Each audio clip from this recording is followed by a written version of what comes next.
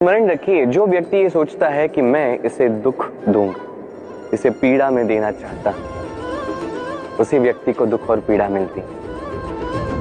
यदि इसी स्थान पे आप ये सोचो कि मैं किसी को सुखी करना चाहता, किसी को सुख देना चाहता, तो इसका भी बीज आपके मन में ही उतरेगा, ये भी वृक्ष ही बनेगा जिसका फल अभी को मिलेगा। बात यहां आती है बस सोच की, सोच जो सच बनकर सामने आती।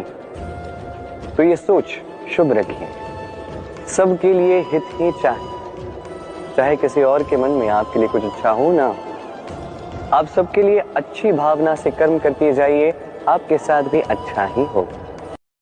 यदि कोई आपका प्रेम ठुकरा दे, यदि कोई आपका प्रेम समझ ही ना पाए, तो क्या होगा?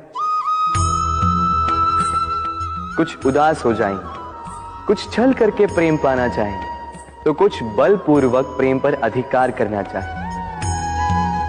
किंतु यह आवश्यक नहीं कि जिससे आप प्रेम करते हो उसे भी आपसे प्रेम, क्योंकि प्रेम कोई वस्तु नहीं है, न राज्य है न धन जिसे आप बल से अपने वश में कर सकते। प्रेम वो शक्ति है जो आपके लिए हर बंधन तोड़ सकती है, किंतु स्वयं किसी बंधन में नहीं फंसती। तो जिससे भी आप प्रेम करते हो उसे स्वतंत्र छोड़ दीजिए, क्योंकि स्वतंत्रता ही वो भाव है जो जीव को सबसे अधिक प्रिय है। प्रेम सच्चा होगा तो उसे अवश्य समझ में आए। तब तक के लिए निस्वार्थ भाव से प्रेम कीजिए। पीछे में किसी वृक्ष को देख लो जिस पर सुगंधित पुष्प है, रसदार फल है, तो मन प्रफुल्लित हो जाता है, मन से अपने आप उस वृक्ष के लिए प्रेम आता है।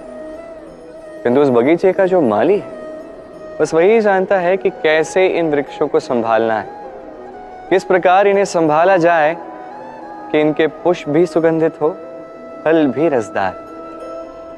कभी कभी आवश्यकता से अधिक धूप आ जाती है तो ये वृक्ष मुरझा जाते हैं, आवश्यकता से कम धूप आती है तब भी मुरझा जाते हैं, आवश्यकता से कम जल इसे मिलता है तो भी ये सूख जाते हैं, आवश्यकता से अधिक जल प्रदान किया जाए तब भी इनकी जड़ें जो है नष्ट हो जाती हैं।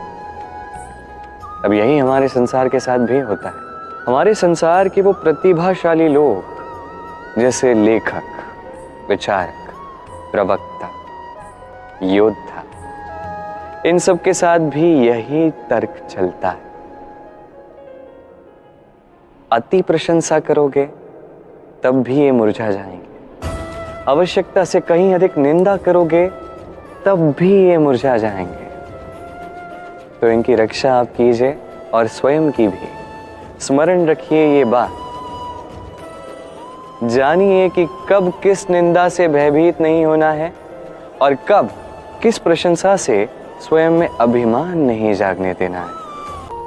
क्योंकि हमारे सबसे बड़े शत्रु वो होते हैं जो हमें सबसे अधिक हानि पहुंचाएं, और हमारी सबसे बड़ी हानि होती है समय की हानि।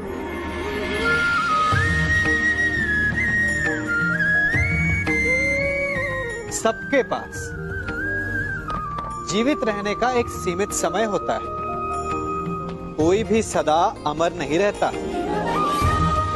जलन और द्वेष के कारण हम जो समय अपने विकास और प्रगति में लगा सकते थे, वो समय हम उसके विषय में सोचने में लगा देते हैं जिससे हमें ईर्ष्या है।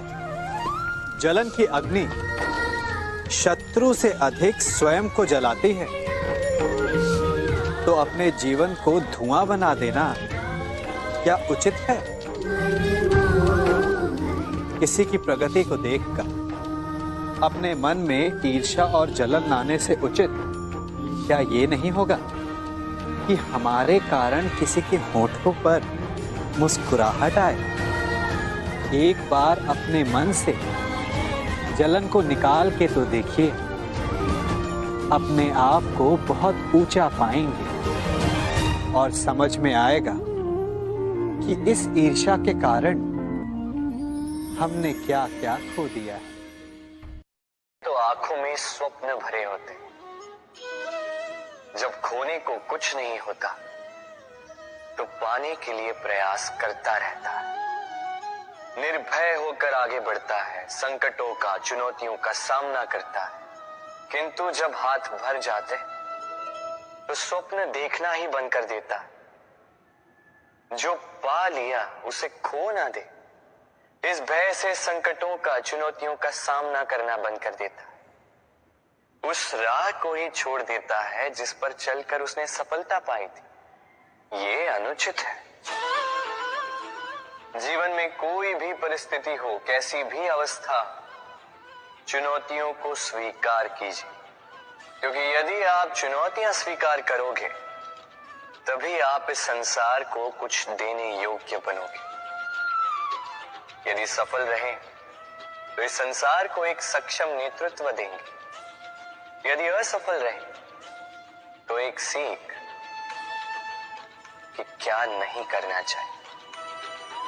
तो जीवन में चुनौतियों को चुने, चिंताओं को नहीं।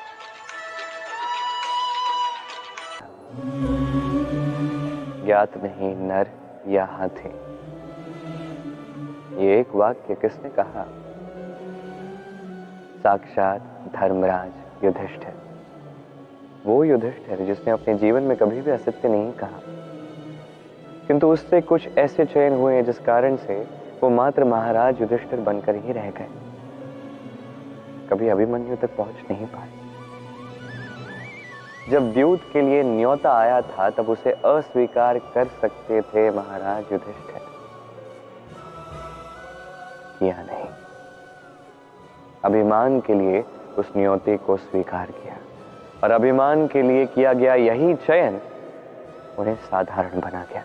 अपने गुरु द्रोणाचार्य को परास्त करने के लिए उन्होंने एक असत्य कहा, अश्वत्थामा मारा गया, और फिर ग्लानि से धीमे स्वर में कहा, ज्ञात नहीं नर या हाथी। किंतु अर्ध सत्य हो या छिपाया हुआ सत्य, वह सत्य ही होता है और हर कर्म का फल मिलकर ही रहता है।